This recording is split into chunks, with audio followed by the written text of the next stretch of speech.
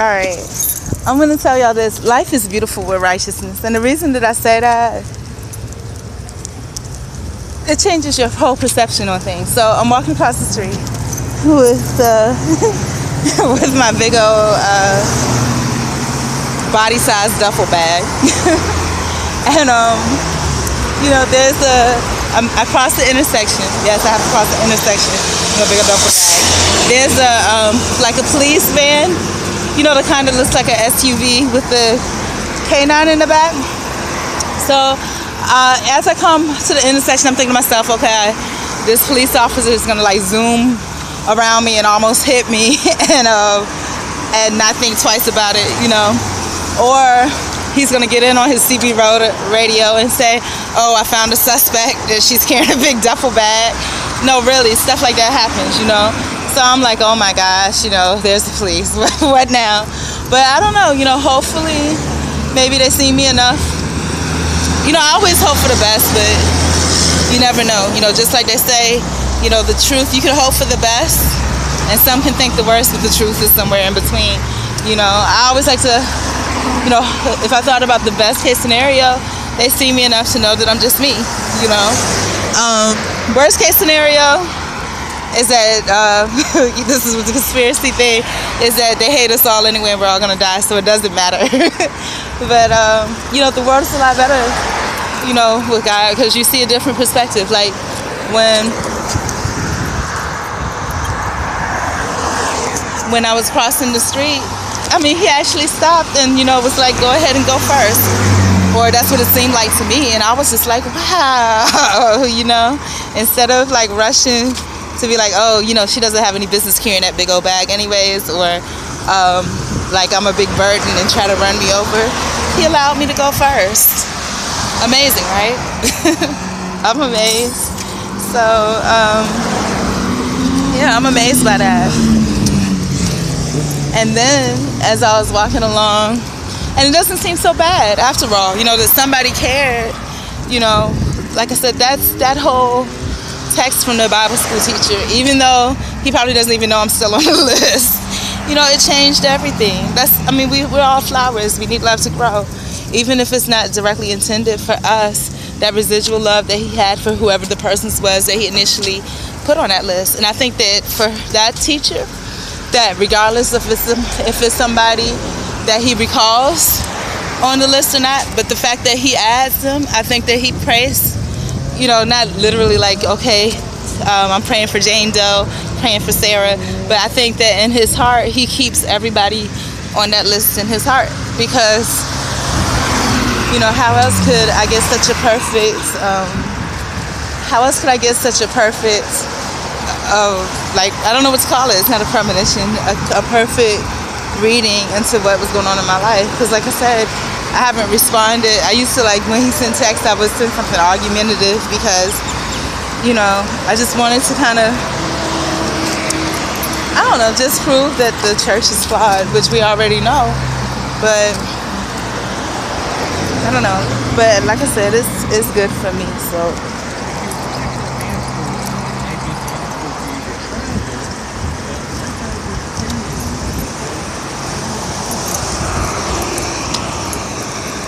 Yeah, but I got some other nice stories, and some stories, well, just one in particular, like some stories aren't meant to necessarily be heard or spoken, because some of them you can't, because through the natural process of life, this hasn't always been true for me. I've always been, for the most part, 100%, complete black and white, but, in life, sometimes anybody that's been through some things, you come to a gray area. You come to an area where you're responding based on things that have happened versus things that are actually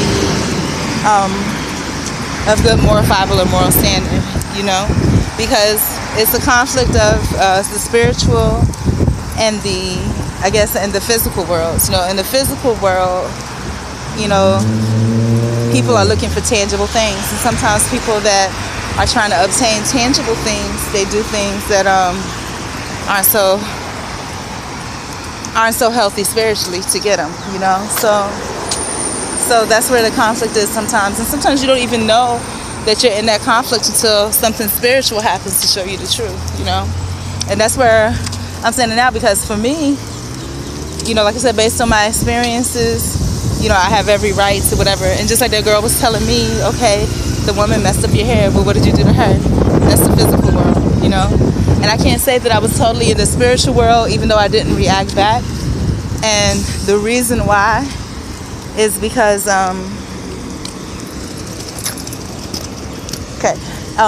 is because I was still hurt by it, you know? I was still hurt by it.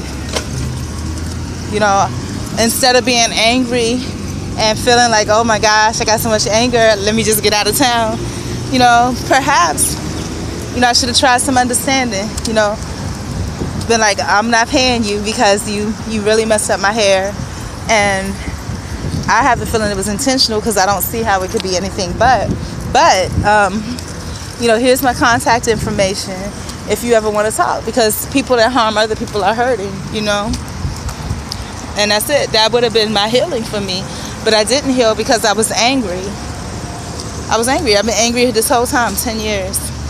Yep, 10 years I've been angry this whole time. But, you know, God has still blessed me. I'm still being perfect in my imperfections. The dentist made this hole bigger by scaling. He's supposed to be scaling my gums, but he graded down my teeth. Okay, and that was the second time this happened. The first time it happened, I went to like a dental school, and they kept begging to put to close the gap, but I was fine with the gap, but they kept begging, and to me it just looked like two big refrigerators, and I was just like, no.